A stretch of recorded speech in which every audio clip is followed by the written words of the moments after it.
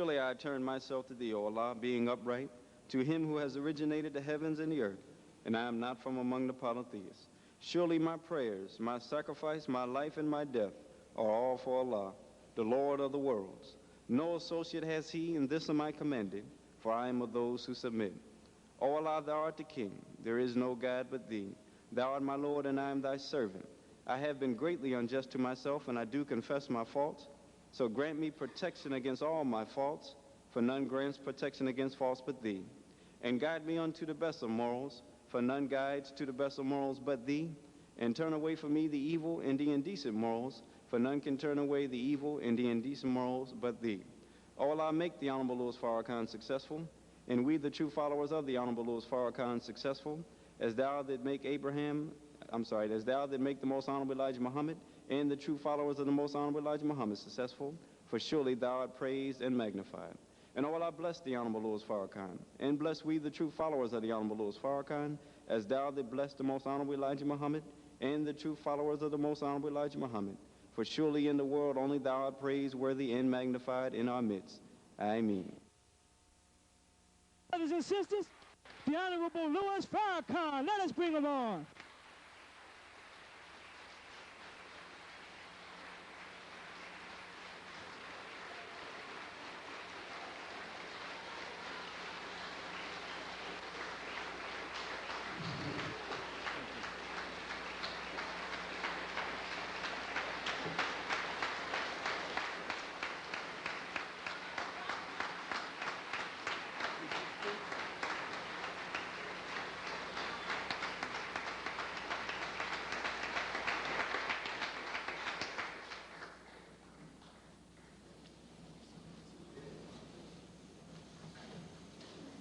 In the name of Allah, the Beneficent, the Merciful, who came in the person of Master Farad Muhammad, to whom praise is due forever. We thank him for his coming and raising up in our midst a divine leader, teacher, and guide, his messenger, the Messiah, the Honorable Elijah Muhammad. I'm very happy to greet all of you, my dear brothers and sisters, with the greeting words of peace in the Arabic language. Assalamu alaikum. How's everyone? Very good. Now, before I begin, let me welcome everyone who is present and thank you for coming out. I heard, I don't know how true this is, but I heard that during the opening prayer, yes, sir, that my name was mentioned in the prayer and Abraham's name was not mentioned. And Muhammad, as the prayer is to be said, is that correct? That's correct. Yes, sir. Who spoke like that? Minister Shaheed. Minister Shaheed. Where is he? Come down front, brother.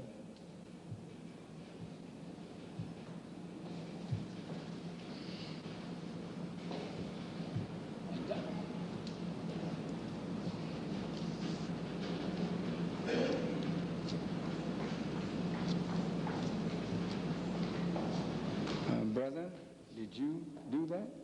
Yes, the apostle. And who taught you to do that? Minister Muhammad. He didn't actually teach it, but he instructed. But that's the way he prays, and that's the way the ministry class would pray. Oh, really? Yes, sir. That was my mistake that I did it. Well, let me tell you, brother, if you ever do that again, you're out of here. You don't change the prayer that was established for us by the Honorable Elijah. Sure, you are. Is Minister Abdul Allah here? Is Minister Abdul Allah here?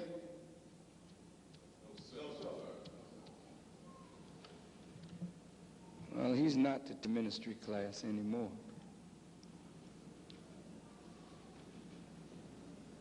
This is not mistake. This is willful error.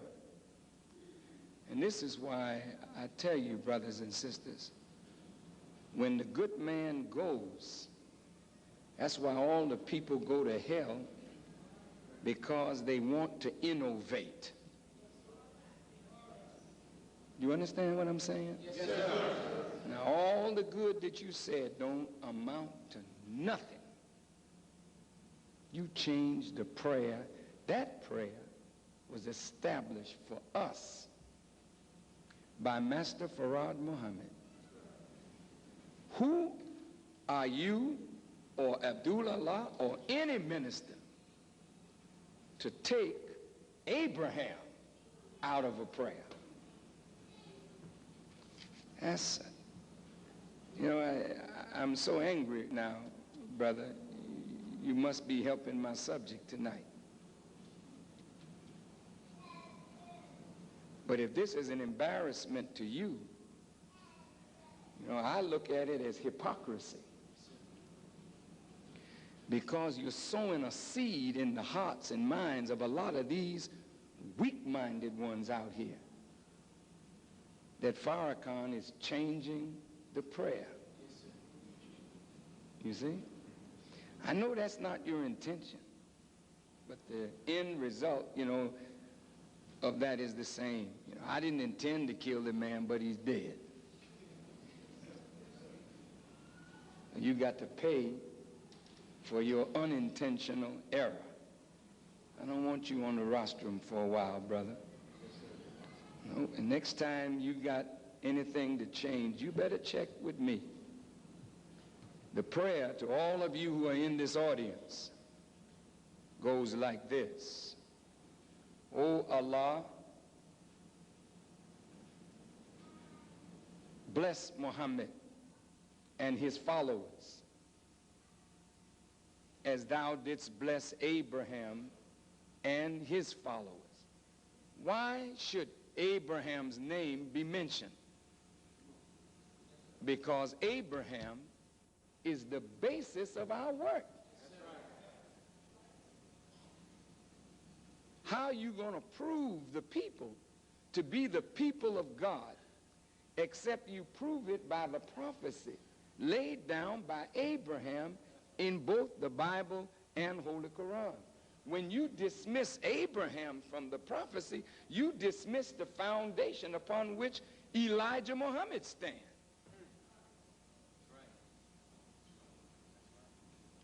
When you say, "Oh Allah, bless Muhammad and his followers as you blessed Abraham and his followers, and grant your favors or make Muhammad successful as you made Abraham and his followers successful," that's the way the prayer should be said, and you should not deviate from that. Why? When you say Muhammad, you can't leave out Prophet Muhammad. If there were no Prophet Muhammad, we have no base to stand on, brother. I think all of us better get some understanding, and quick. Yes, sir. Yes, sir. Yes, we follow the Honorable Elijah Muhammad, but in no way will we be disrespecters of God's prophets and servants who form the basis of our work today. Yes, sir. Our work is based on Abraham. That's right. And our work is based on the work of Prophet Muhammad. Yes, sir. That's right. He laid the base for Elijah Muhammad. Right. And don't any of you ever forget that. Yes, sir. Yes, sir.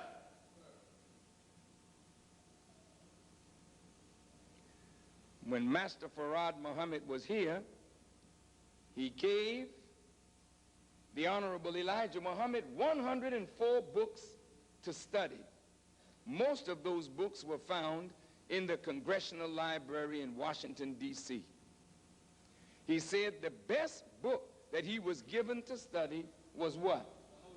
The Holy Quran. How did the Holy Quran come to us?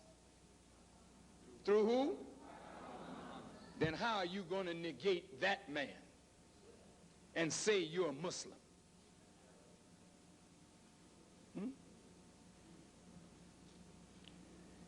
How can you negate Abraham when the Quran says that Abraham prayed and said, "Oh Allah, make me submissive to you. Make me a Muslim and make my offspring submissive to you. Make them Muslims." And he prayed that a nation of Muslims would come up. So if you knock Abraham out, you out. You knock Prophet Muhammad out, we are out. Never forget that. The Honorable Elijah Muhammad is our guide, but the Honorable Elijah Muhammad would not be pleased with us if we disrespected Abraham and disrespected the Prophet Muhammad by taking them out of the prayer and putting Elijah Muhammad and Louis Farrakhan in the prayer as though you're doing me a favor. No, sir, brother. If you want to pray for me, now you can. But I'm already in the prayer when you say, "Oh Allah, bless Muhammad and his true followers." I hope I'm one of those true followers of Muhammad.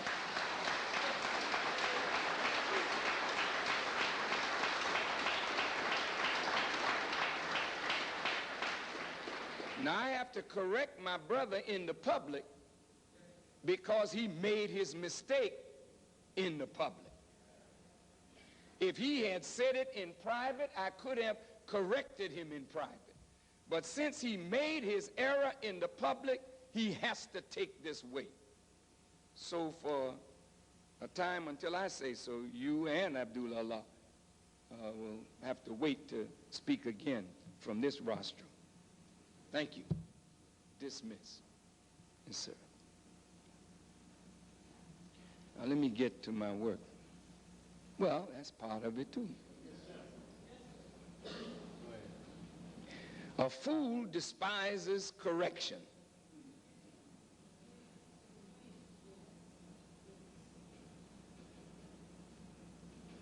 A wise man loveth reproof. Everybody is not right all the time. I try to be, but I'm not right all the time. But when a wise teacher or a fool will point out to me my mistake or my error, what is there for me to say but thank you, submit and correct myself?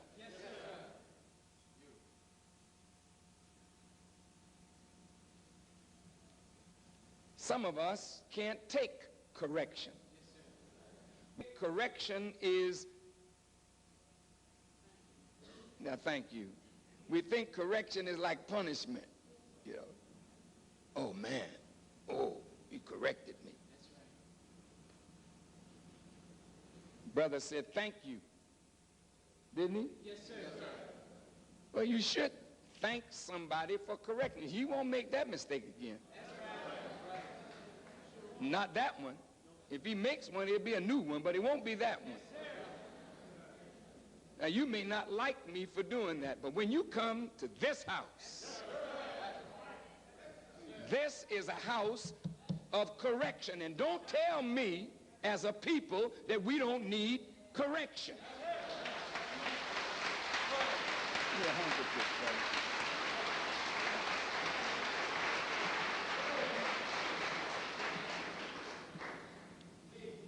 The fool despiseth correction, but the wise man and woman loveth reproof.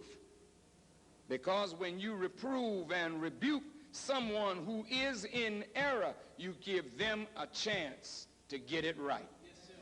That is mercy from God. At dinner last night, thank you, I had about 10 priests of the Catholic Church. And we got into a discussion, and in it, child abuse, child molestation, abortion, and homosexuality came into the discussion.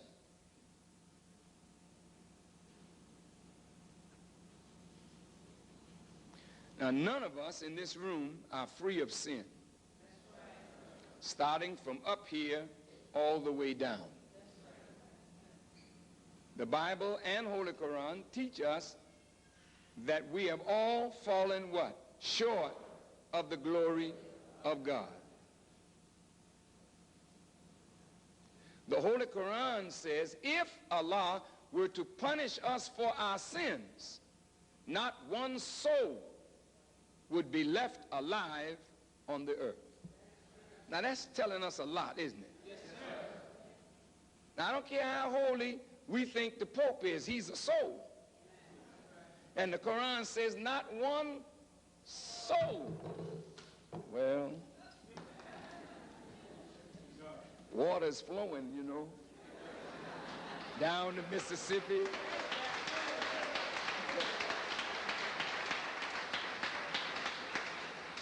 How many of you heard my tape from Mississippi? You should get it. Yes, sir. It lets you know that a servant of God has power with God. I said in the tape that my ministry was on the line because the false prophet, and I don't, not a prophet at all. I don't want anyone to think that, but I'm just quoting the Bible. The Bible says that a false prophet, when he says God will do, and God does not do, then you know that's a false man. I told them in Mississippi that because of their evil and Washington's evil in connection with the state of Mississippi, that I was asking Allah to punish Mississippi and to bring his wrath down on America for her evils done to us. Yes, sir. I told the people, watch the weather. Yes, sir. That's right. And I told all the preachers in the audience, if you doubt that God is with me, you all get together and pray. That's right. That's what you said. That God will bless America. I'm going to pray that God will chastise America for her evils done to us, particularly in the state of Mississippi, where they have been killing our brothers and sisters in the jails, saying that they hung themselves, and the government backs up their wicked lies. And so I don't think I got the words out of my mouth when the rain started falling in Mississippi. Came down hard and in torrents. And about a week later, the scene shifted to the Mississippi River. And it's not over yet. I received some newspaper clippings, which they're not talking about up here. Biloxi, Mississippi was underwater. Yes, sir. Jackson, Mississippi was underwater. And the same county where they hung the brother Yes, sir. was underwater. That's right. And the real water hasn't hit Mississippi yet.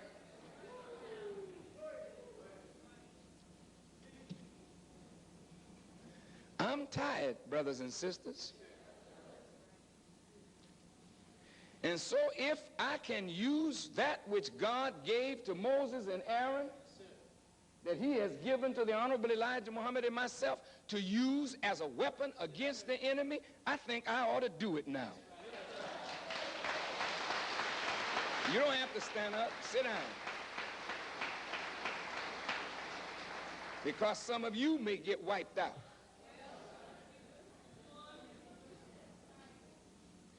You never get happy over a man of God calling down Allah's wrath on the people. Don't get happy over that.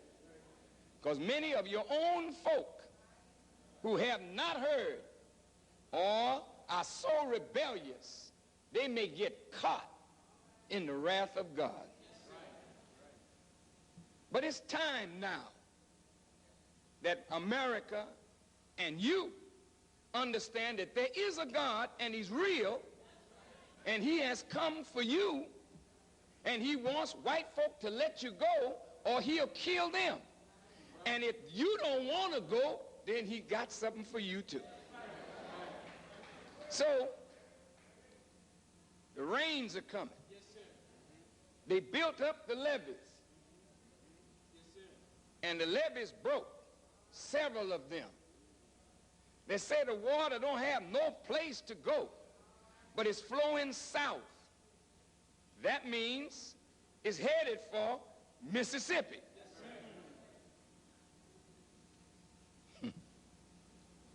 Well, black folk in Mississippi have caught more hell than black folk anywhere else, with the exception of Georgia, Alabama, Louisiana, and Texas. Those are 4 terrible states for black, all of them bad.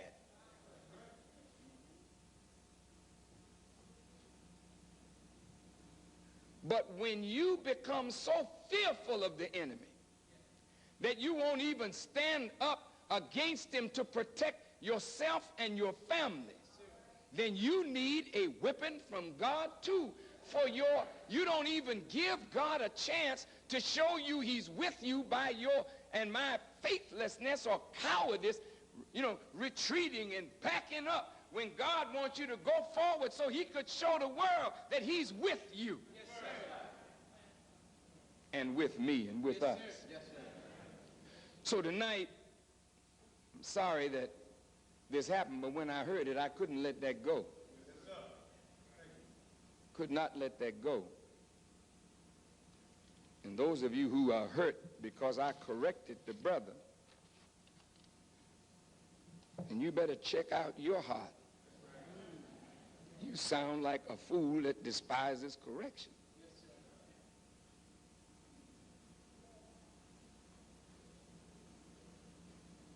My leader, Elijah Muhammad, one day,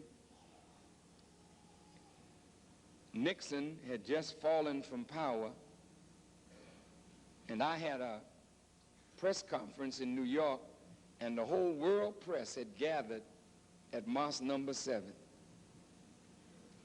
And I called the Honorable Elijah Muhammad just before I went downstairs to speak to the world press. And the Honorable Elijah Muhammad said these words to me. He said, "Brother, you can do it if you want to." He said, "But brother, if you say anything that is out of line with what I say and teach, then I will have to clash with you in the public. And I don't think you want to clash with me in the public." I said, "Thank you, dear apostle." And I hung up the phone and sent Brother Akbar down to tell them the press conference was dismissed. Now, I say that I don't ever want to be on the opposite side of my teacher. And you don't want to be on the opposite side of yours. So when you're in the public talking to the people, please be careful what you say. Because our people have been messed up with lies and liars. And people interpreting and don't know. So we don't want to be guilty of deceiving and misleading our people. Do we? Now, my subject tonight is titled, "I Accept the Challenge." Not just for me to say this, you. I accept the challenge. What is a challenge? A challenge is a call to engage in a contest or fight. You know, a lot of us talk fight. But the Holy Quran says when fighting came, you saw their eyes get big as though they had looked at death. And they didn't want to fight. But Allah says in the Quran, if there be 10 of you steadfast, you put to flight 100. If there be 10 of you steadfast, you will put to flight 100 people in a fight. Woo. If there be 100 of you steadfast, you will put to flight 1,000. 10 times your number. That means one steadfast believer can whoop 10 ordinary people. And it ain't got nothing to do with height or weight or training. It got something to do with being steadfast in faith and fighting in the name of Allah. And when you fight seeking the help of God, not relying on your training, but relying on your God, then they will come at you one way and scatter 100 ways when they see the wrath of God coming through the hands of those steadfast believers. Yes, sir. Your subject tonight is I accept the challenge. When someone is challenged, there's a demand for an explanation, a calling into question. A challenge is a century's call for identification when you're on a post. It is the quality of requiring full use of one's abilities, energy, or resources. In other words, when you are challenged, you have to call into a being, into action, all your abilities, energy, and resource to overcome the challenge. Now, I think those 4 definitions will suffice for now. Now, what is the challenge? The Honorable Elijah Muhammad taught us that whenever God raised a messenger or a prophet to tell truth to a people deprived of truth, he ordained opposition for that servant. Nobody can claim to be a champion without a good challenger. Is that right? Yes, sir. If you look at the latest fights in the heavyweight division, they are more joke than substance. The heavyweight champion does not really want a real challenger. So he goes and finds somebody that he thinks will give him an easy time so he can make a big payday without hard work. A recent fight with a man that is reputed to be one of the best pound-for-pound fighters in the world, his name is Norris. He fought a white boy, and for the first time in his career, the white boy knocked him down. He didn't expect that. So the white boy caused him in the challenge to call all of his abilities, energy, and resources to the forefront in order for him to put this challenge down. Life is one series of challenges after another. And the only way you know you're fit to keep on living is that when a challenge comes up in your life, you don't shrink from it. You face the difficulty or the challenge, and you summon your abilities, and you feed and strengthen your will to overcome the obstacle that is in your path. If at any time your will to fight is broken, then the challenge to you is over. You have succumbed to your challenger and you have lost the battle. So many of us could have won if only we had fought.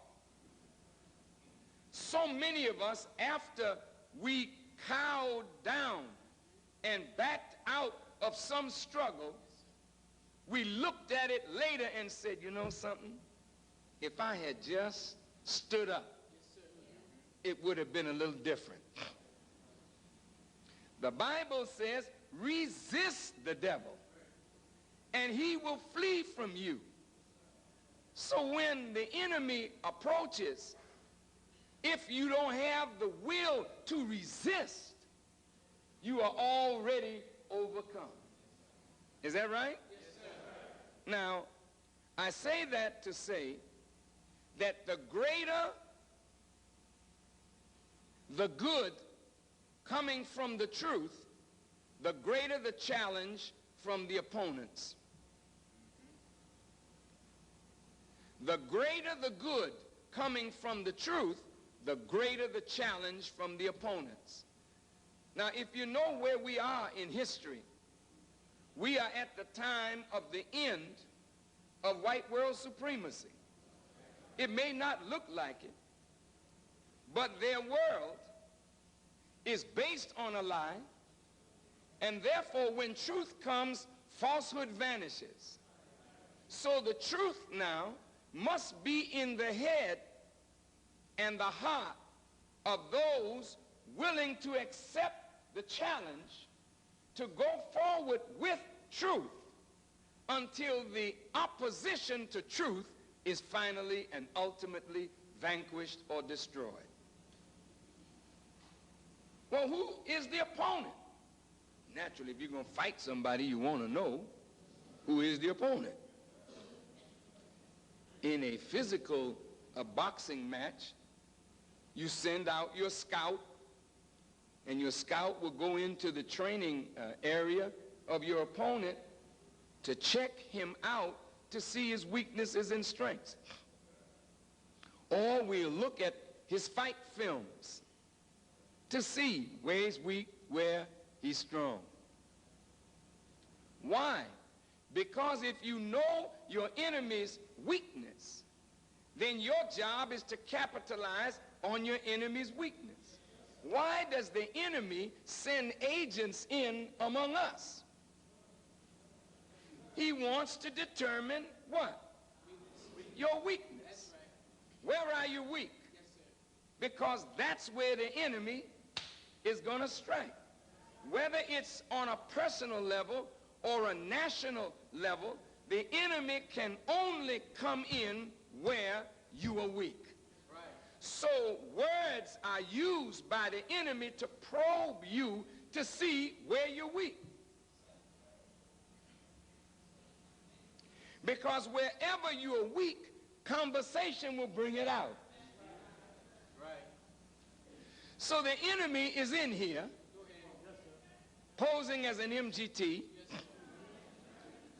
posing as an FOI, and their job is to listen to you. What did you think of the meeting last night? And you got to be careful how you answer now. You see what the minister did? Shahid's a good brother. See how the minister dogged him. Now, when a man talks like that, you say, whoa, what am I dealing with here? You know what you're dealing with. You're dealing with a hypocrite. Yes, sir. Yes, you are. Because if he can't take that spanking, What are you going to do when God comes? Yes, sir. See, we in the day of judgment. And if you can't take a whipping from a servant of God, what are you going to do when God starts kicking? Yes, sir. Man, why do I say that? Conversation is what exposes your weakness and your strength. And people who are wise know how to read you. Sometimes you don't even have to talk. They just have to be in your company. Yes, sir. And study you. Study your body language. Right. Study your facial expression. Yes, sir. Maybe throw a word out that looks like it's innocuous or harmless to see if it can get a rise out of you. Go ahead. Go ahead. So that they can locate where you are on the scale of strength. Go ahead. Yes, sir. Right. It is something. Yes, sir. When you accept truth and accept to follow the Honorable Elijah Muhammad, you have accepted the challenge. Yes, sir. Because the challenge is, can you get yourself ready to engage in a contest of truth against falsehood, right against wrong, justice against injustice, freedom against slavery? Are you ready for that kind of contest? Because if you're not ready for that, you should begin preparing, because that's what you've accepted. Yes, sir. When you accept Islam, you accept the challenge. Because the opposition hates Islam. Yes, sir. Right. Nixon said, the number one enemy to democracy, or white rule. I wish I had a blackboard. It's all right, don't bother, because by the time you get it here, I will be down the road. Democracy. You look at the word democracy. They say it's the rule of the people, right? Yes, sir. Demo, D-E-M-O, demo, comes from the Greek word demos. And krasi, in Greek, demokratis, rule. But when you bring it into Latin, demos is demon. Demon-cracy. Then when you bring it up into English, you drop the N and you call it democracy. They say it's the rule of the people, but the rule of what people? Yes, sir.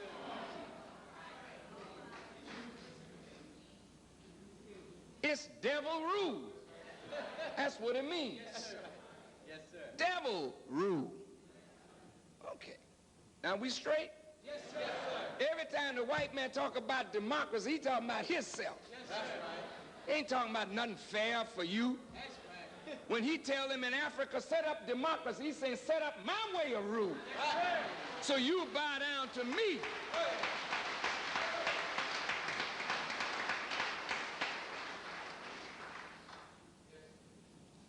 So if Mr. Nixon says Islam more than communism is the greatest threat to democracy, he's saying that Islam is the greatest threat to the rule of the devil. Well, if you say you're a Muslim, you have accepted the what? Then once you sign the contract, hello, Yes, sir. you want to fight? Go ahead. Your manager gets you all together. All right? You seen him, I'll whoop you, I'll kick you.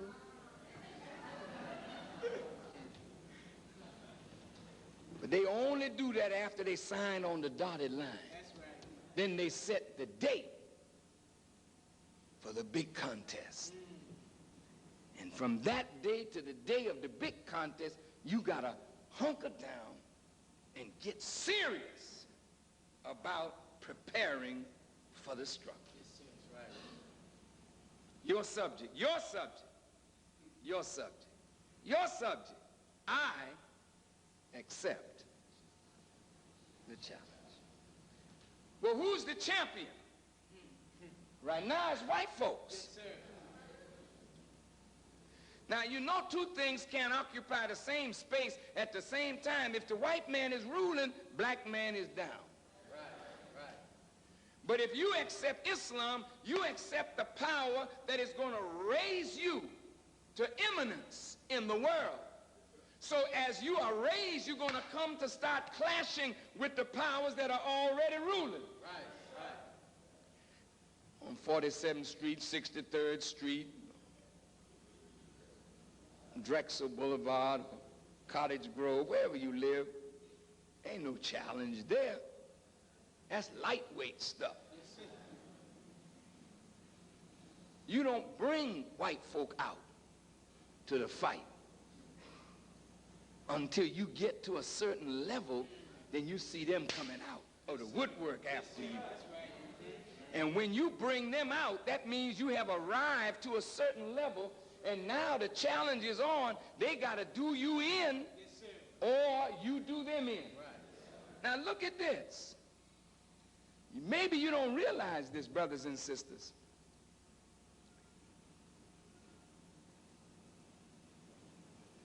But members of the Jewish community have never in the past had to come out openly against a black man. They could always crush us through the black people that they had control over. Is that right? Yes, sir. Since they were some of the architects of the NAACP, the Urban League, CORE, SNCC, and all the civil rights organizations, they may have been in the background with a black person up front. They put the money in, so when some so-called radical like Malcolm or Elijah Muhammad came up, the Jewish community did not have to come out and attack Malcolm. They sicked Thurgood Marshall, Roy Wilkins, Whitney Young. These were the great civil rights leaders. They sicked Martin Luther King on them because Martin Luther King was lockstep with them until it got uncomfortable for them. Yes, sir. Y'all all right? Yes, sir.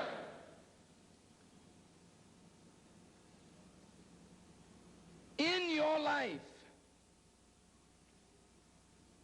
when something knocks you down, the test of who you are is if you can accept the challenge to your own dignity and worth as a human being to get up from whatever knocked you down, summon your strength, and show yourself to be who everyone thought you were, or show yourself to be whom you thought you are, or face the truth. You are not what nobody thought you are, including yourself. Yes, sir. Beautiful, beautiful. And you know, brother, a lot of people think a lot about themselves Yes, sir. until a challenge comes. Yes, sir.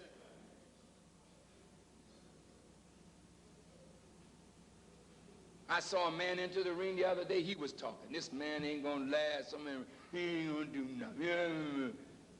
When they got in the ring, that man whooped him. The other fella whooped that big mouth fella like that was his baby. Then knocked him out. Just took his championship. Just beat him up. Like he stole something. Now that man got to go back in the gym because he ain't what he thought he was. That's the point. So now when somebody knock you down like that or something, when you go back in the gym, you don't hang up your glove. You get this down off your and that's try to bust you. You got suit up and stuff. You go back in now, you got it. But during the time you heal, you say yourself, never let that happen.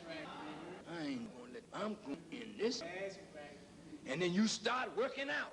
Now you come back with a purpose because you thought more of yourself than you should. You thought maybe you didn't have to challenge anything. You thought maybe you were invincible. But a test came and showed you you were weak. So now what are you going to do? Cop out, bow out, fall down, or like in dice, crap out? What are you going to do? You go to yourself and you talk to the God. I want to come back. Will you help me? Well, that's all God is waiting on. Because he have to allow you to stumble and fall so you come to him. Wait a minute, brother and sister. Nobody can help us do nothing. It is God today. So he's got to whoop you, make you fall on your face so you recognize, here I am. Don't you set up no partner, no rival with me. You want to come back up, then come to me. And do like I tell you to do. Yes, sir. And you'll get up. Yes, sir. Yes, sir. And get ready for the challenge. Yes, sir. And now I bring you all the way to the top. I watched myself, I'm speaking personally now, because I was an arrogant something before I got humble. Yes, sir. He said, well, we didn't know you got humble, Brother Farrakhan.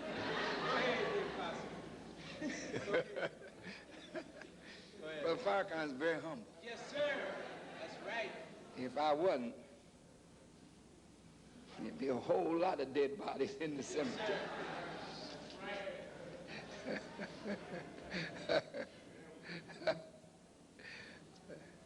It's true. But you know what? When I was the minister in New York, I mean, I just studied Elijah Muhammad so well, nobody ever defeated me in no argument. We get on TV shows and argue. I come out the winner all the time. So I thought I was invincible, brother. You know, you can get like that. Yes, sir. And when you get invincible like that, God's looking at you. Say, well, this balloon is getting a little big now. I better find me a pin somewhere to help that balloon to understand it's just full of hot air. Yes, sir. Imam Wadathuddin came along with a pin. I don't know what he had, but the bubble got busted. Yes, sir. And when I looked around, I said, ooh, I blew it. Yes, sir. My faith that was so strong was shaken. The conviction that I had was shaken. And once your faith gets shaken, you're no longer the same person that you were because faith is the bedrock of all works. The stronger your faith, the greater your works. The weaker your faith, the weaker your works. No faith, no works. I fell all the way down, but I didn't go all the way out. Yes, sir. I was down, man. And you know what? Brother Farrakhan, you wouldn't believe this. But some of you can't imagine Farrakhan with long hair with braids in it. You just can't imagine Farrakhan. Can you imagine me like that? No, sir. I was. Can you imagine Farrakhan with a big, long cigar in his mouth? Okay, just think about it. Think about it. Can you see me light up a cigar?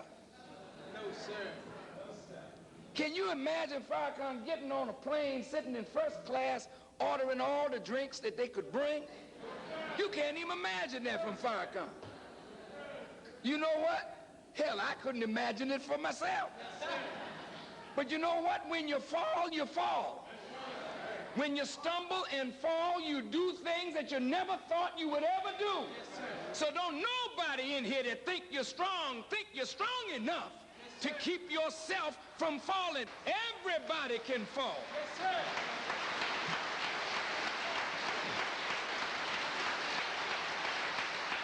Now, when I realized how messed up I had been, I mean, my cousin saw me with this big cigar. She just went off. Yes, sir. And she literally cried because I was strength for her. And here I was now playing the fool. Can you imagine that? Farrakhan in a disco. Can you imagine that? I know, I can't imagine it either. I went in that crazy place. Music so loud like it tore my head off, bro. And when I looked around in the disco, coming up to me just boogieing away was one of the old sister lieutenants of the MGT class. I said, whoa. And the whole family was out there just boogieing, man. And the man that was spinning the record, he said, Farrakhan's in the house. I said, no, no, no, no, no.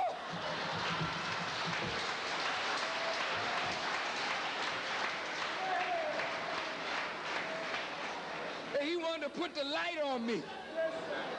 And sure enough, I tried to get, no, no, no, no, no. He said, Minister, no, they called me Minister Louis Farrakhan is in the house. And they shined the light. There I was in the corner. I didn't have no drink or nothing because I had cooled out from that. Go ahead, dear Pastor. Now, why am I telling you this? Wake us up. Why would I bring you into a part of my life that you didn't know nothing about? I'm trying to let you know that you can fall. Yes, sir. You can break your neck. Yes, sir. Some people have fallen and never got back up. Yes, sir. Some who followed the Honorable Elijah Muhammad are out in that street right now, filled with alcohol, drugs, and chasing women and doing all kind of crazy things. That's right. So everybody that falls don't get up. Yes, sir.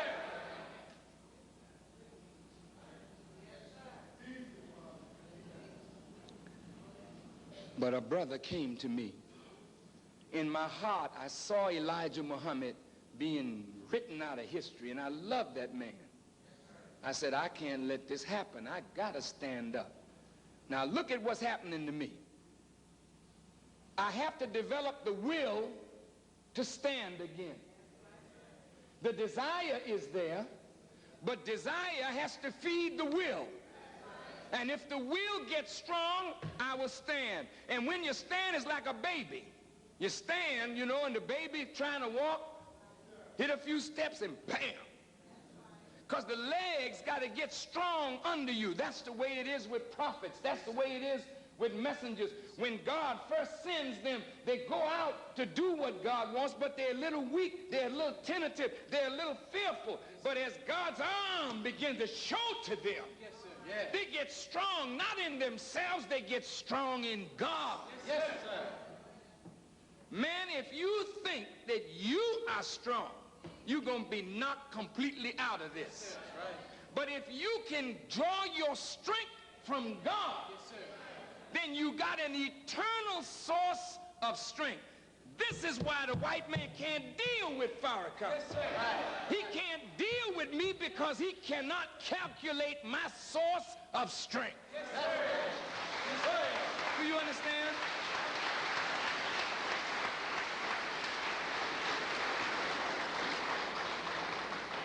When you fight a war, the enemy is always trying to calculate where your strength comes from.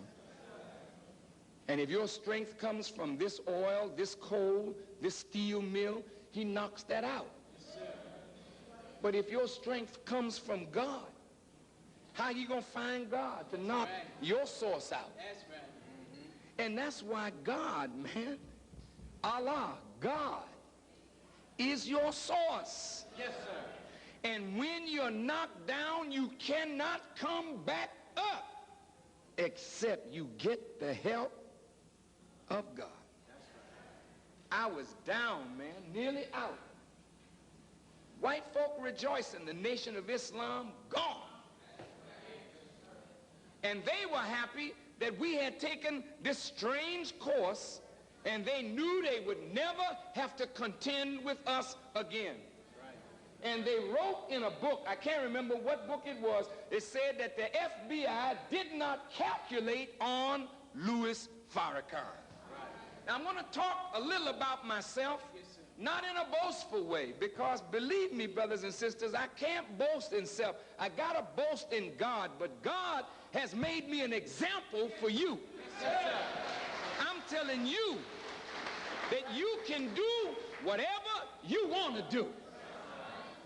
If you fail, you are failure. Right. But God didn't come to make one of us fail. So if you fail, you failed in your connection to God, because there is no failure in God. Yes, sir. You agree with me? Yes, sir. Now follow this. Some of you didn't understand Farrakhan playing the violin. And I can understand that. I'm going to get to this article in a minute. Some of my friends said some of the Muslims were even baffled by what Farrakhan is doing. Well, hell, that's no thing to baffle you.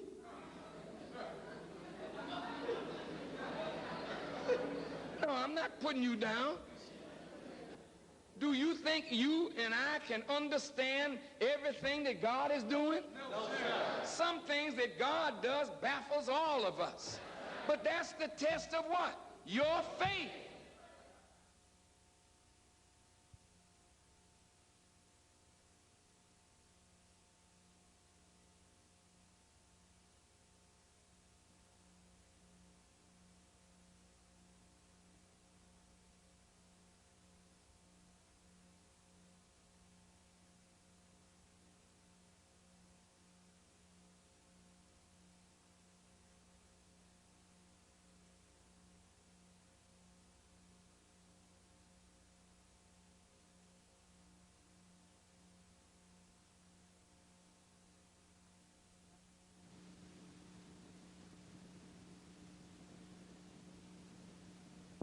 Do you think you and I can understand everything that God is doing?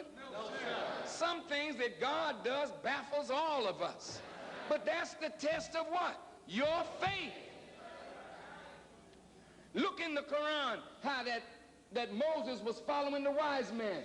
Didn't the things that the wise men did baffle Moses? Somebody said, well, man, you know, for Farrakhan to pick up a violin and be a serious leader, oh, shut up. David was a prophet, a king, a warrior, and he played the harp. Yes, sir. And what do you got to say about that? Oh, nothing. That's right, you ain't got nothing to say. You didn't see David playing no saxophone or beating no drum. That's right. David was taught the language of the birds, meaning through music he had a higher intelligence. Oh, man. Go ahead. He could speak to the people in high places that fly high above the world. Go ahead. Yeah. He knew the sophisticated language of the birds, meaning those that fly. Go ahead, dear Pastor. Woo. Go ahead. And David was a prototype of the Messiah. I ain't never read where Jesus played no music. But the messenger played what is called a Jew's harp. Did you know that? Yeah, he did. And the first time he looked at me, and we were close to each other, and he could talk to me, he whispered in my ear and said, brother, you remind me of David. David was the chief musician of the Lord. But he was a warrior. He had tremendous strength. He tore that lion up. Man was bad. And he was a prototype of somebody that would come down the road. So now if you went and saw David kill a lion, strangle a bear, if you saw him killing 10,000 in war, and then you heard him playing a harp and writing psalms, would you say he was a sissy? No, sir. You gotta be careful now how you think. Yes, sir. You know how the white people interpreted my violin? You know what white folks know? That's the hardest instrument in the world to play. And for a man to be away from it for 44 years, listen to me, not 40 days, 44 years. Take it up for 2 years and then walk out on a stage with a symphony orchestra to play a major work that the major violinists in the world play? Yes, sir. I accepted what? The challenge. Yes, sir. I summoned my will that I was going to do this and give you, one white folk, right, you, my brothers, the gift of my music, and I gave myself 2 years to be ready. Yes, sir.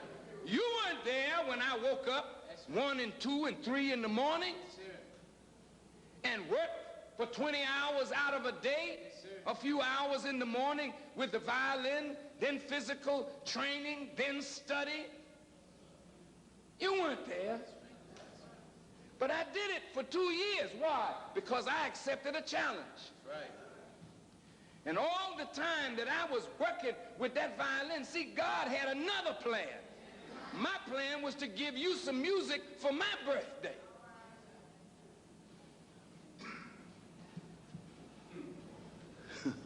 So the Jews, when they heard me playing, they gave me the biggest right to think of in the New York Times.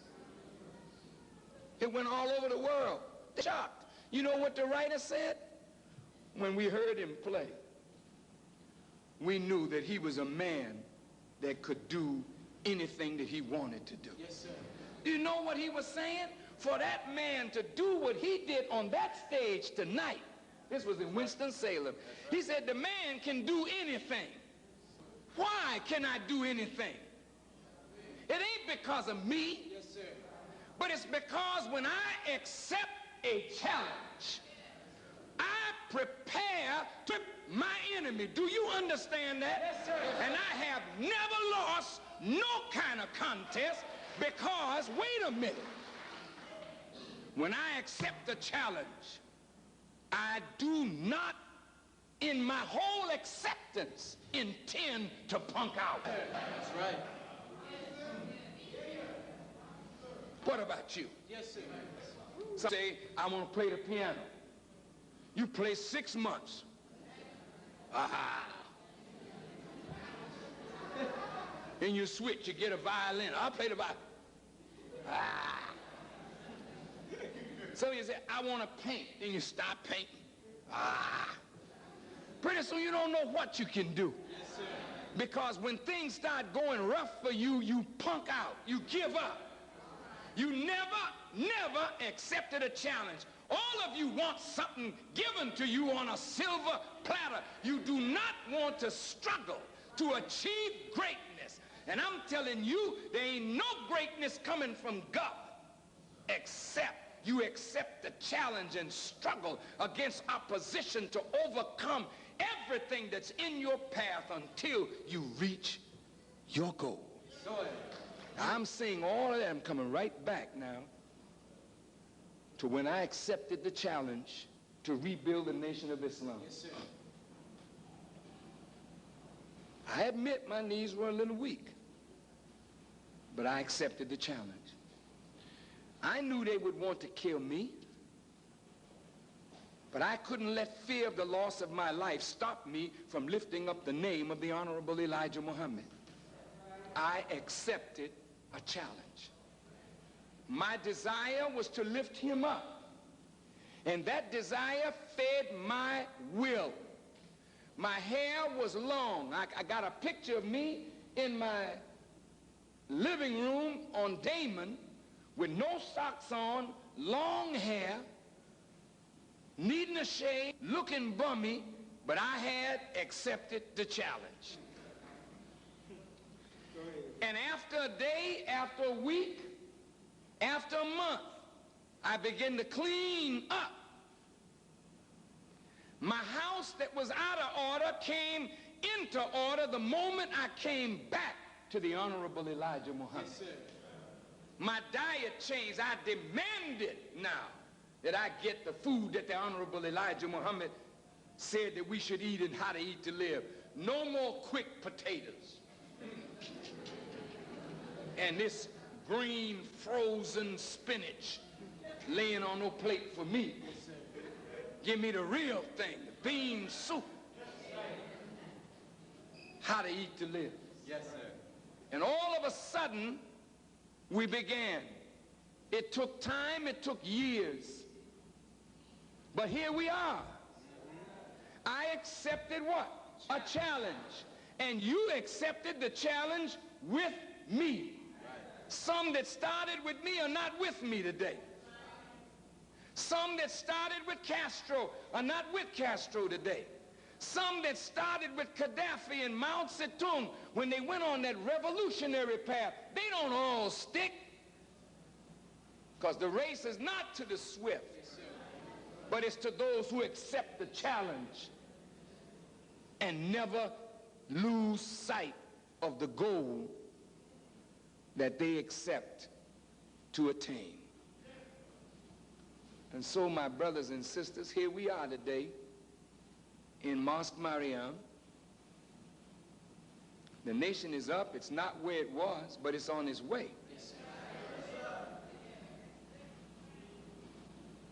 And I'm asking you now to accept a challenge in your life. In 1984, when the Reverend Jackson asked me to stand with him,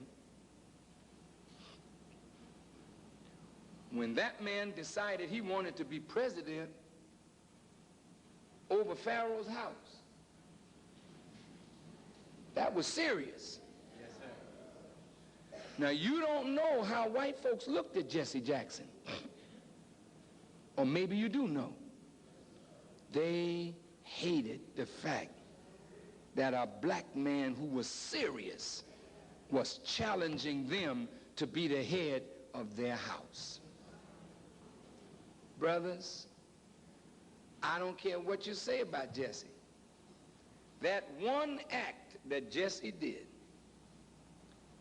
makes him worthy of respect, because that act alone freed millions of black people from thinking that all you could be was a basketball player, a fighter, a football player.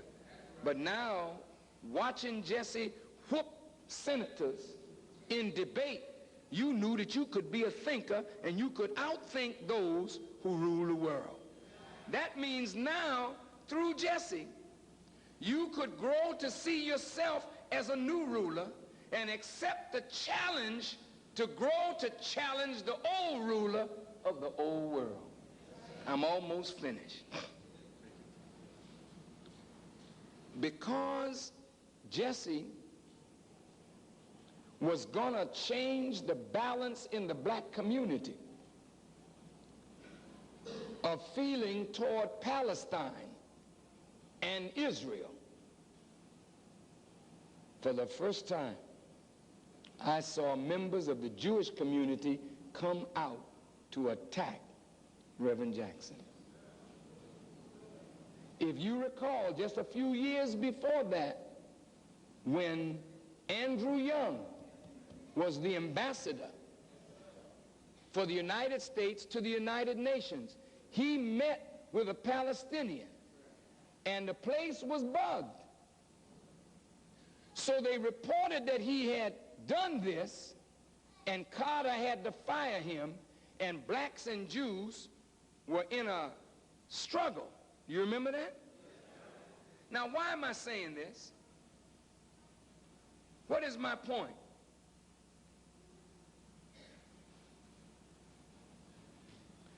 When I was playing that violin, they characterized my violin playing as an olive branch to the Jews. I never said that.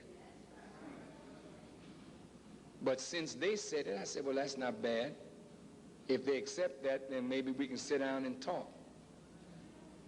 Do you know, brothers and sisters, I know that if we get a dialogue with them, they can't win. That's right.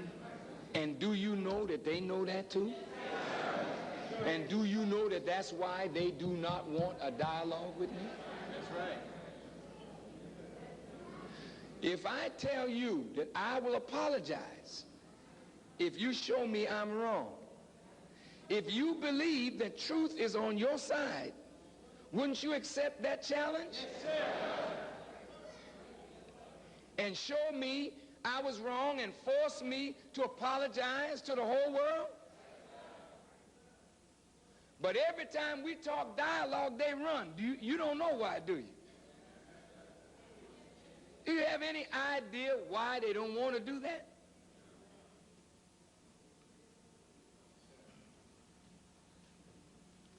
It's a simple thing. They are the God of their own world. White folk used us and others to build their world. They are the God of this world. And they make everybody in this world bow down to them. If you want to go up in this world, you got to talk to white folks. And if you want more money, higher position, you got to make yourself more appealing to white folks. In the world of music, art, recording, and culture, you got to make yourself appealing to white folk, but you got to make yourself appealing to Jewish people. How many of you will agree?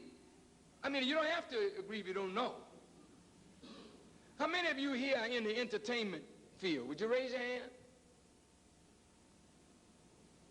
Do you know who controls the entertainment field? Would you say it's at the highest level? It's members of the Jewish community?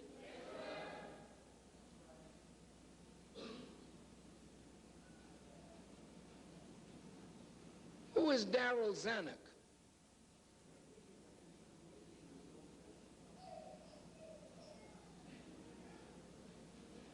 Who is Steven Spielberg? Go ahead, Apostle. Who is Fox? 20th Century Fox. Go ahead and ask the question. Who is Metro Goldwyn Mayer? Yes, sir. MGM. Go ahead, Apostle. Come on, come on, come on. Go ahead. Go ahead. Who owns the New York Times?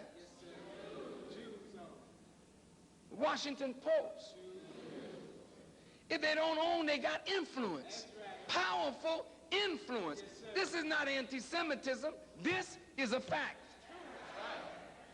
Now, when Farrakhan became the fella that they loved to hate and attack,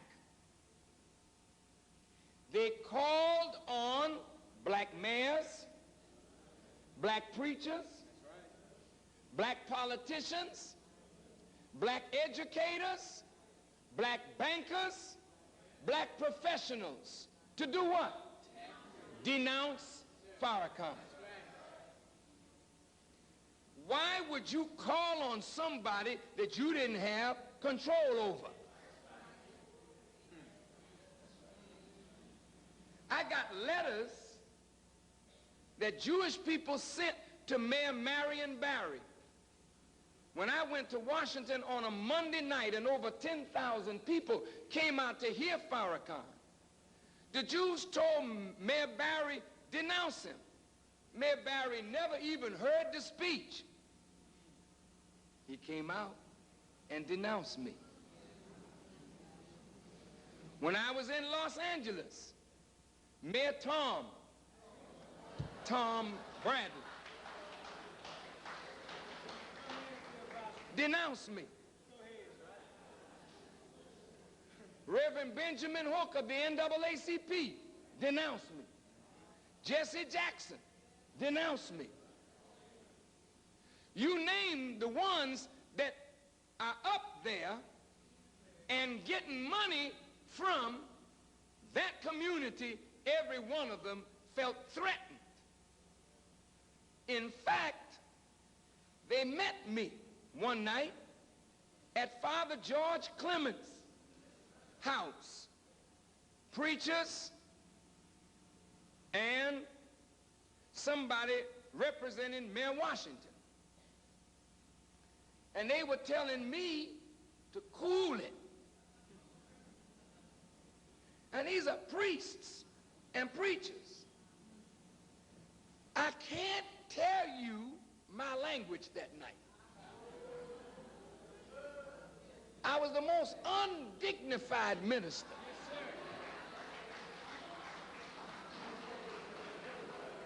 But I told them, man, I'm in a fight.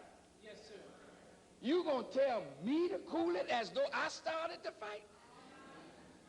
Say, man, that's like somebody in my corner coming out of the corner with the stool, and instead of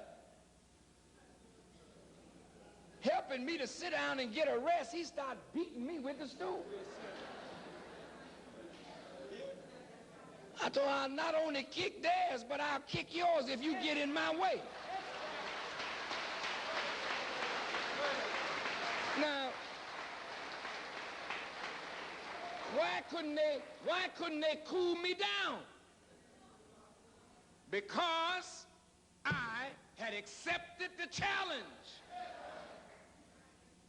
Because they weren't just challenging me, they were challenging the God that I represent. And so the stuff got so hot, they sent black people to try and calm me down.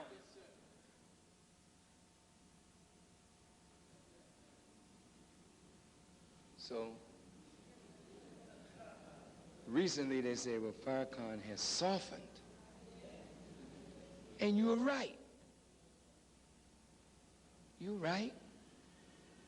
But why? Is it that he's soft, or is it a strategy? Go ahead and teach it, dear Pastor.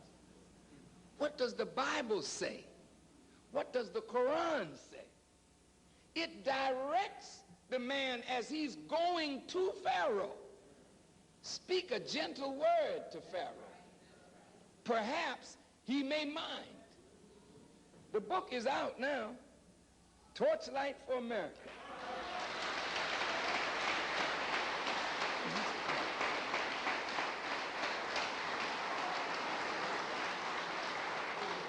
Hey, Farrakhan, why are you putting a torchlight for America, man? It should be torchlight for black folk. And it is your torchlight. But before God wipes out a nation, he always sends them solutions. And then he may harden their heart, but our job is to show them a way out. Whether they take it or not, this is a way out for them. Okay? So my soft speech intended to create the dialogue which would bring people out in the open so that black intellectuals could be freed up to help you and me get out of the mess that we're in. Brother, let me say this. When we went to the home of that rabbi and spoke the way we spoke that night, which you weren't there, so I could lie to you, right? And tell you I was strong. But if I was weak, I could really come talk stuff because you weren't there, you didn't hear it. But to show you how strong it was, Irv Kupcinet, who writes for the Sun-Times, was there. And he reported the meeting, but he never said what was said. That tells you something. Yes, sir. That's right. If he didn't say what was said, they never got their point over. Right. So when they knew that this Sun-Times article was going to come out. They went to black preachers and told them last week Wednesday, the same night, that they must get up in their pulpit and denounce Farrakhan. Last Sunday, my subject was, not this past Sunday, Sunday before that, the ultimate aim of this world. And what was it?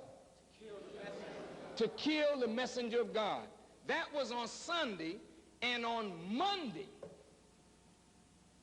or Tuesday, the skinhead stuff broke. Where these crackers were going to break into a black church and shoot it up and bomb it, kill Sharpton, kill Farrakhan, kill Rodney King and a few others to create race war. Now they put that in all the papers. When I read it, I said, this ain't the real thing. That's right. But they're putting stuff in the water to see how you react.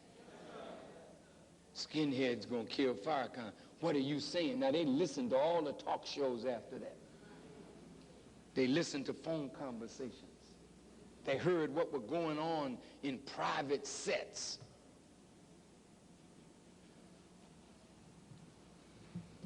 This article, I gave this woman, Mary Johnson, over 3 hours of interview. We talked about many subjects. But if you read this, it looks like the only subject that we took up was what? Now, what was the aim of the editors? To give me, I didn't rape nobody. I didn't shoot nobody.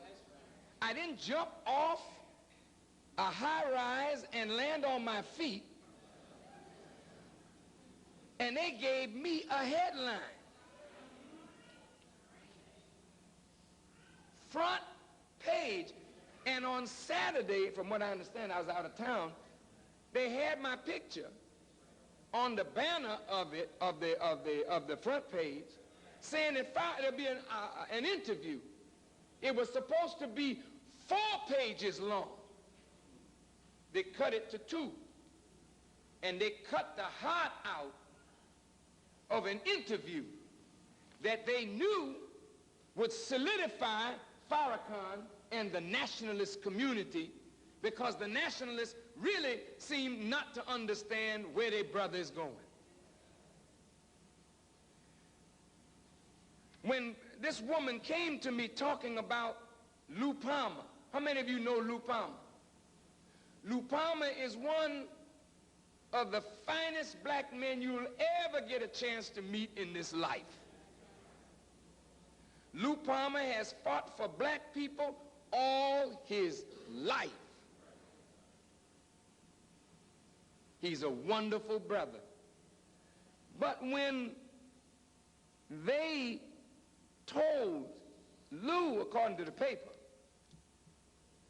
about Farrakhan,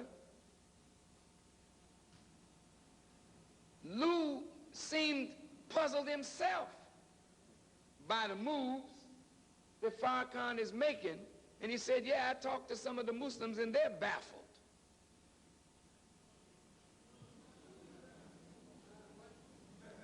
And he's losing support. No, he's talking about me losing support. But Lou Palmer knows my phone number. Lou could call me day or night. Lou knows that I will answer his call because I respect and honor him just that much. Lou never called me to ask me one thing about what I was doing. No member of the nationalist community called me and asked me nothing. Brothers, I'm not above reproach. If you think I'm doing something that's off, ask me. Yes, sir. Maybe I'll share my strategy with you. You ain't gonna win this war without skill.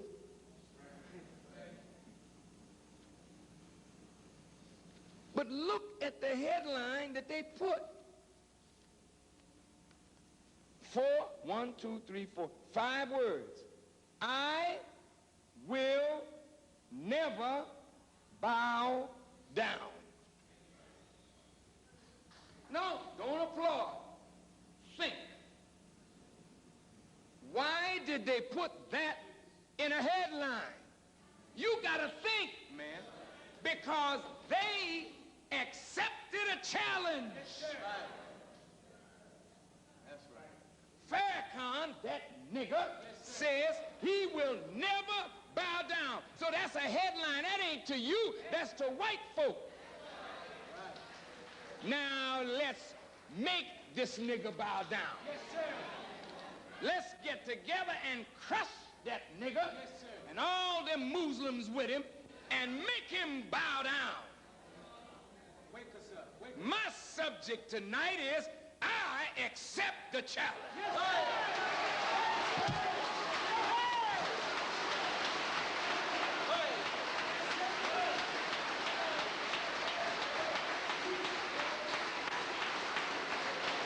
Now,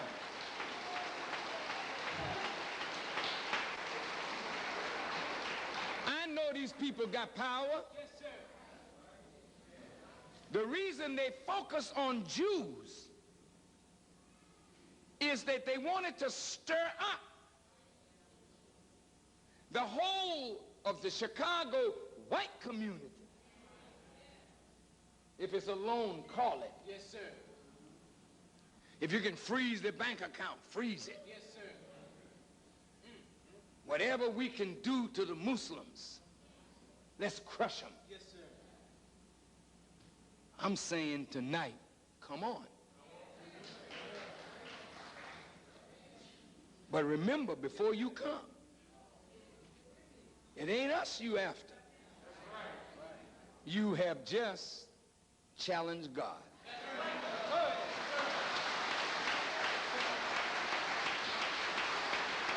Now, I want to show you just how serious this is. Because they know they are the God of their world.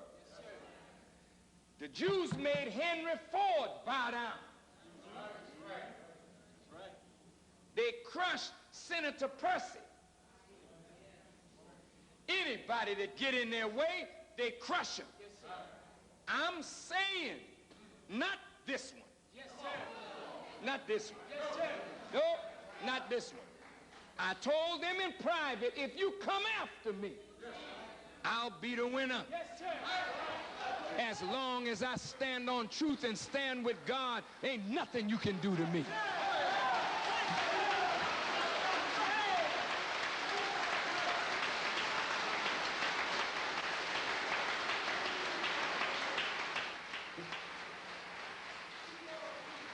Now, we don't have any guns. Right. We won't buy none. Because the fight is with Allah. Yes, sir. I'm not saying you go get a gun, we accept the challenge. No, because that's their thing. You got your little pop gun and they come with a cannon. You got your machine gun, they roll down the street with a tank. Yes, sir. We ain't fools, we ain't going that way. Yes, sir.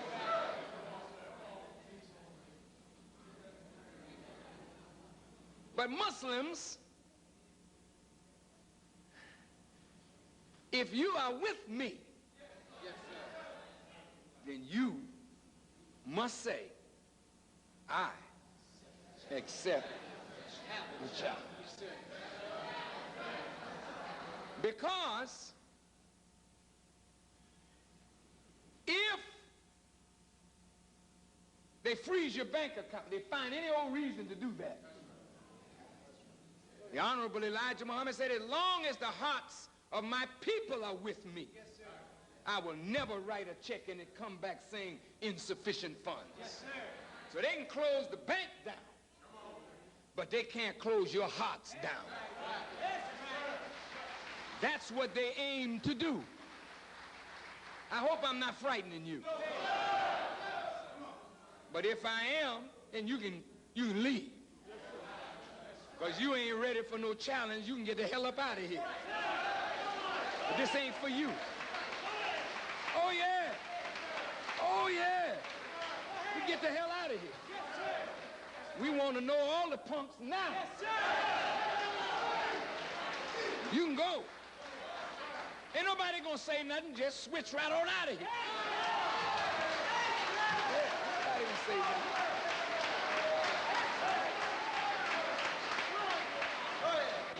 But hell, those of us that stay, we accept a challenge. The challenge is to our faith in God. We say nobody can defeat Master Farrakhan.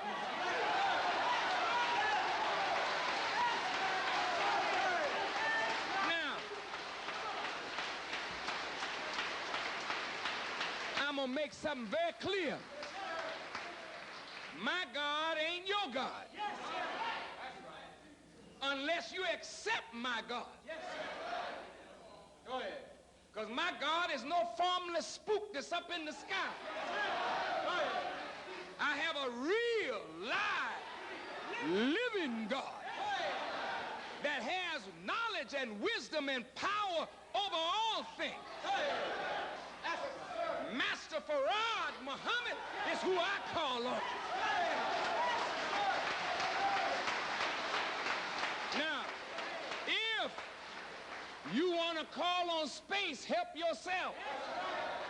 But we tried the space God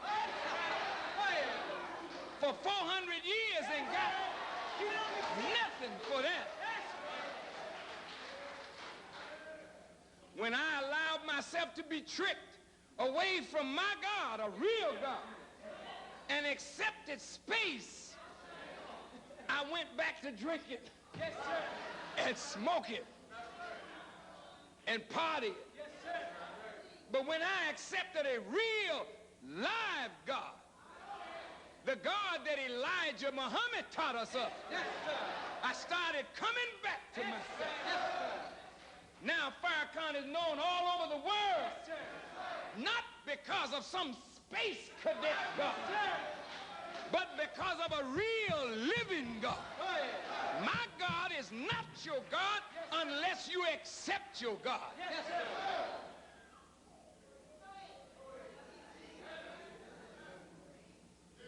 That's why I challenge the preachers, call on your God and stop the rain.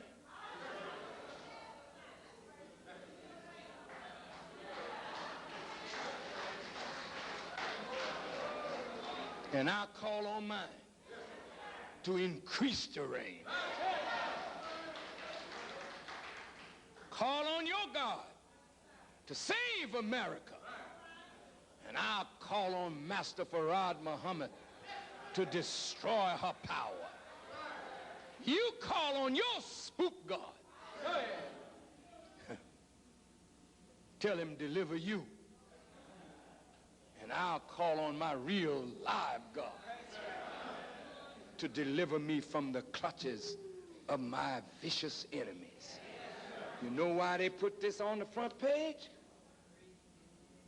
Because they are the God of their world. And they are alerting white folk there's a nigger in the land that says, I will never bow down. Now, you all that go to church and you read Bible, where is this in the book?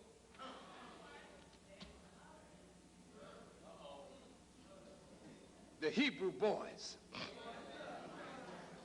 Nebuchadnezzar told them to bow down, eat the king's meat, hog.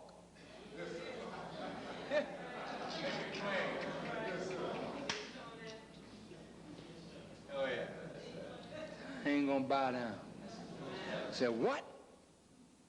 You not gonna bow down? Put him in the fiery furnace. Notice what they put him in. When he said, I'm not gonna bow down, What's next? Fiery furnace. When he put the boys in the fiery furnace, he said, "You ready to bow down?" They said, "No." They said, "Turn it up 7 times hotter." And there was one like unto the Son of Man in the furnace with him, keeping things cool. Now, you know, white folks been talking about me like a dog for a long time. It's been now 8 years. 9 years. And I feel just as cool. Yes, sir.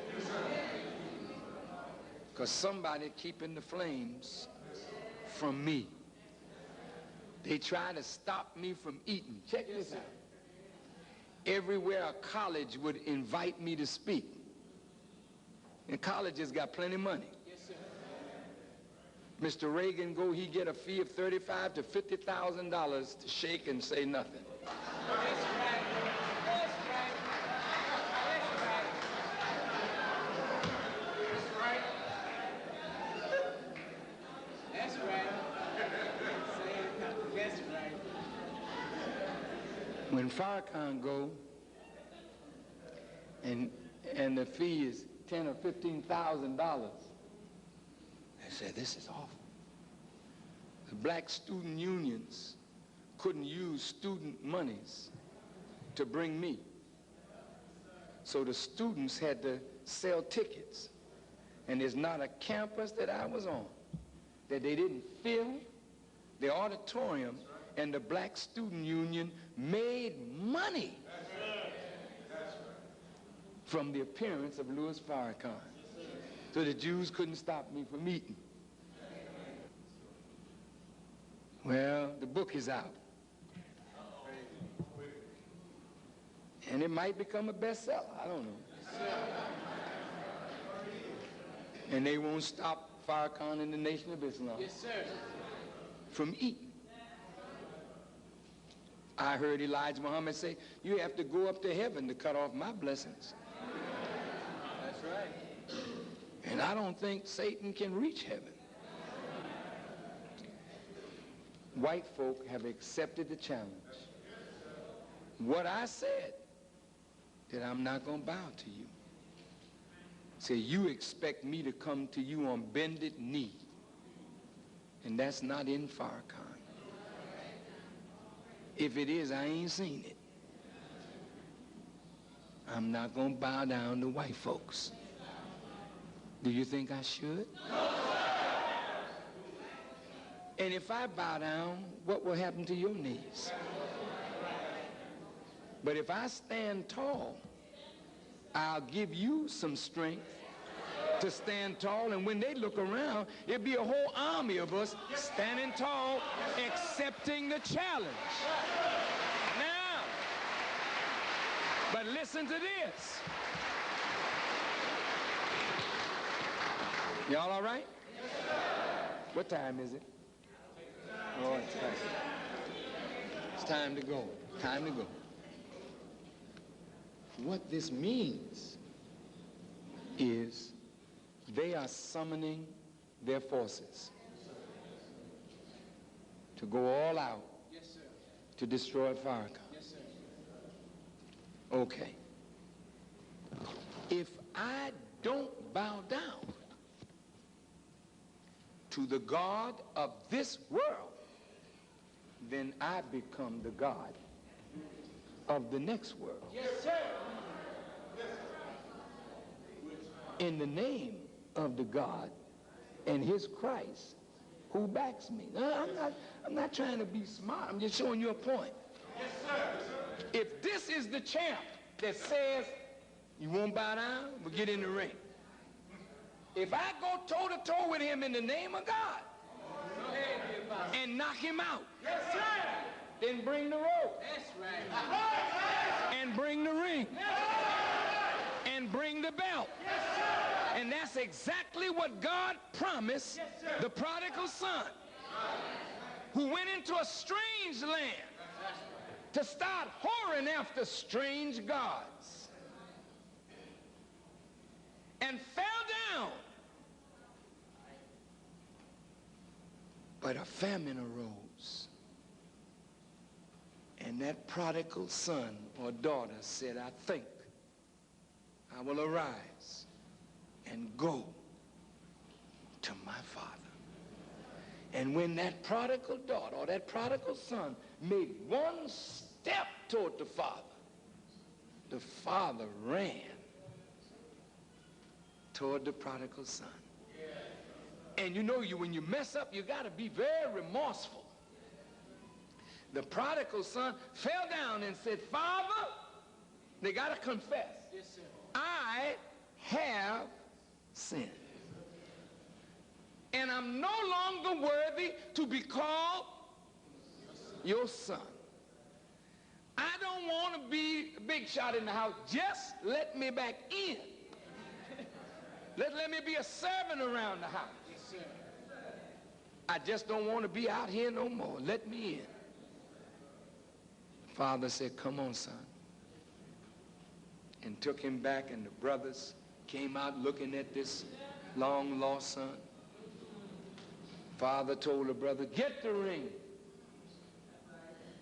Put it on his finger. Go on and kill the fatted calf. Bring the robe. And the brother said, wait a minute, Dad. We've been with you all the time. We have never done what he did. He left the house, went and started whoring after strange gods. Look at what he did. The father said to the brothers, rejoice. For this that was blind can now see. This that was lost is now found. This that was dead is alive now forevermore. If you accept the challenge. Sir. And stand tall. Yes, sir. There is no down for you that's permanent. Down is only preparation for up. If you accept the challenge and start walking toward God, I think I will arise and go to my Father. Man, see how quick Allah will come to you. Yeah. That's right. He came to me. I was cutting the food. But when I called him and I repented and I cried bitterly over my foolishness, he came right to me. I didn't want to be no big shot. Just let me please lift up the name of your servant. If we accept this challenge and don't bow down. I mean, you can accept the challenge, but don't weaken. Yes, sir. Don't fall out. Don't bow down. If you don't bow down, he will. And when he does, you will become, That's right. as Joseph, masters in the land where you were sold as a slave. That's right. Don't bow down. Yes, sir. I pray that in this hour of challenge, that Allah will strengthen me and bless me to overcome all my enemies, black and white. That the Psalms of David be fulfilled. Come, sit down at my right hand while I make your enemies your footstool. I will never seek no dialogue with them. That's over.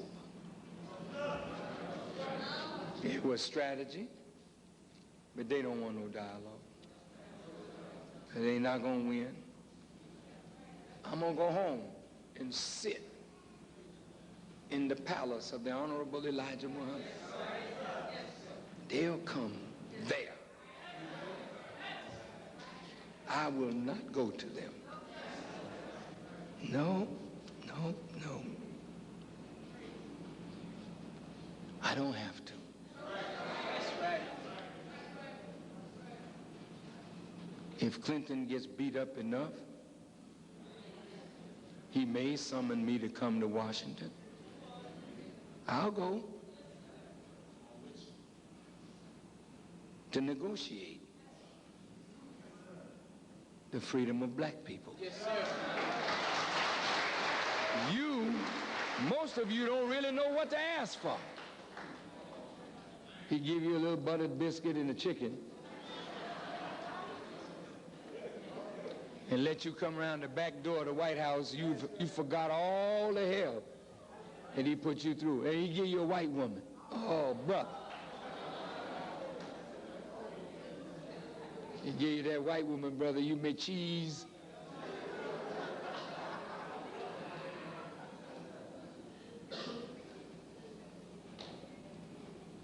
And he offer you a white man too, sister. That white man know he's not going to see the hereafter. And he's sneaking up next to you, sister. He's much nicer to you than your own black man. He speaks soft words to you. Say, I wish my husband was nice like this. What you see is what you get. The white man is a big deceiver. He don't love you. Hi, Miss Jones. How are you, Miss Jones? Let me open the door for you, Miss Jones.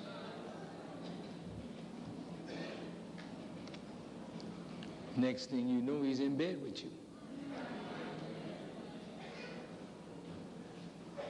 And he wants to make you pregnant. He ain't telling you to abort that because he wants to sneak into the hereafter through your womb. Don't you let him. Keep them little bastard children out of your neighborhood. Don't do that.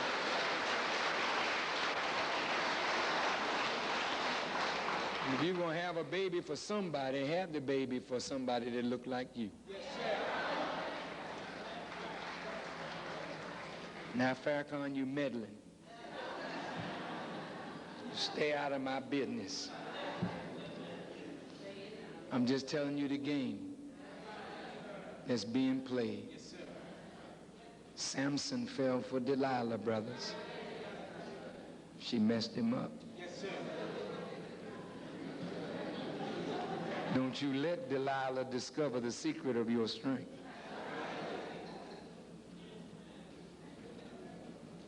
You accept the challenge? Yes, sir. You do? Yes, sir. I heard the baby say, yes, sir. Now, you know, if the baby say, I accept the challenge, what about us grown folk? So when you leave here tonight, when you go home, by tomorrow morning, something is going to challenge you.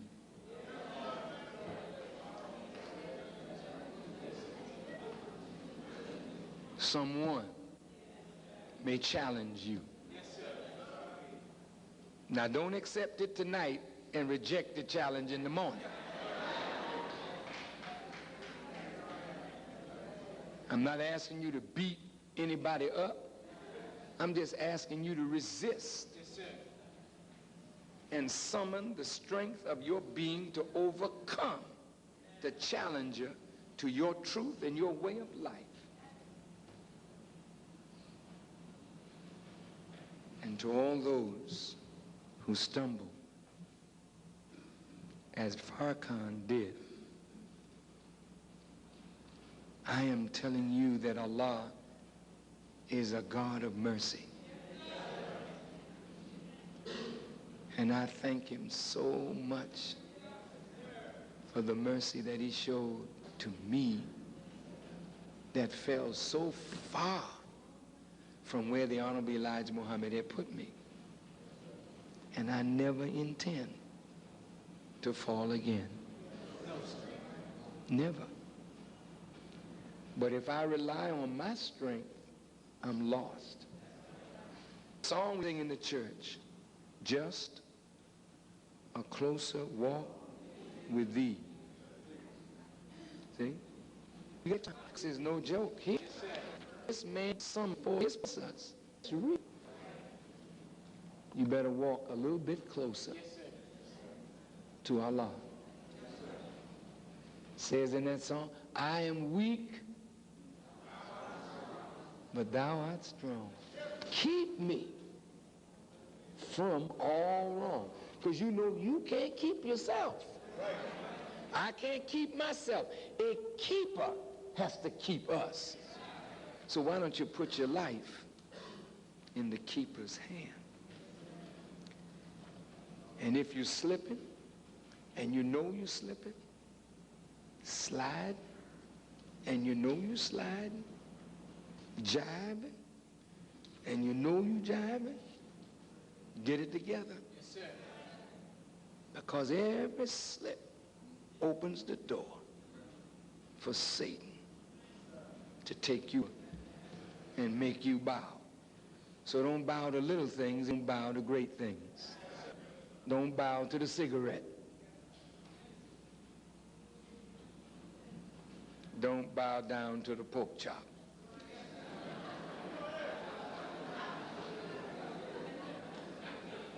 Don't bow down to the pig ears and the pig foot.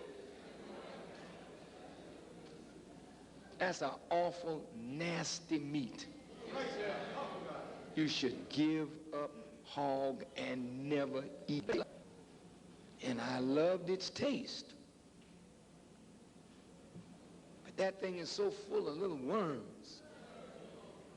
Strychnine worms. And you don't kill them eating the pork.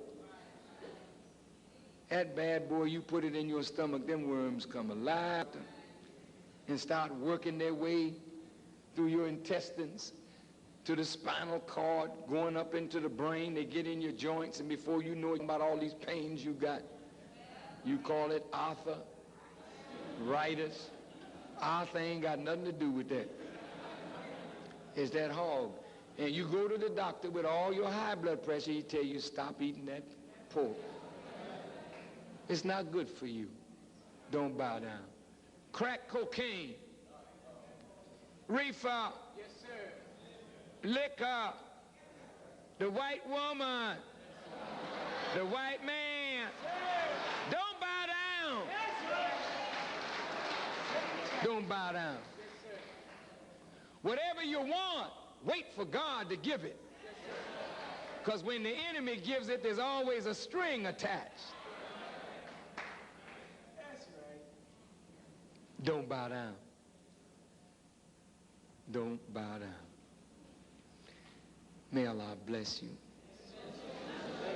Thank you for a wonderful evening. I pray that Allah will bless each of us to accept the challenge and become the gods and rulers of a new world order. Because after this challenge, there ain't no more. When the biggest and the baddest of the white folk throw down, if you can overcome that, there ain't no more after that. You're in the kingdom then. Yes, sir. And he's come out now. Any of you see the Temple of Doom? When that boy got closest to the prize, that's when the hardest test came. After he got past that one, he got what he was looking for. We get past this challenge, everything that we wanted will come to us. Yes, sir. May God bless us not to bow down. Yes, sir. Thank you for listening as I greet you in peace. Assalamu alaikum.